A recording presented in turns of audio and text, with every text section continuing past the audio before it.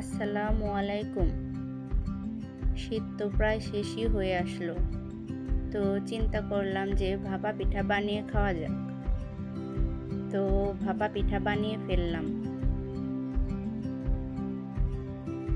পিঠা তৈরির জন্য চালের গুঁড়িটা আমি আগেই রেডি করে রেখেছিলাম।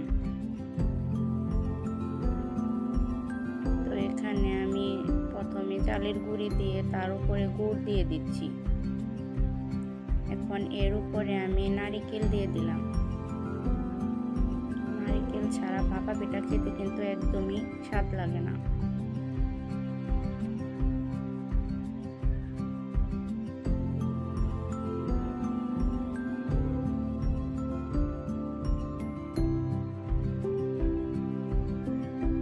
তো হাঁড়িতে আমি আগেই পিঠা দিয়ে দিয়েছিলাম।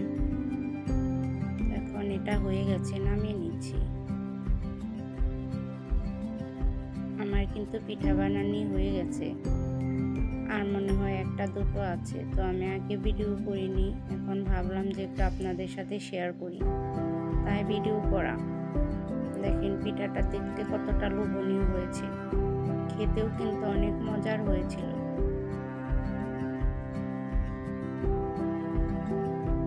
ভিডিওটা দেখার জন্য আপনাদের অসংখ্য ধন্যবাদ।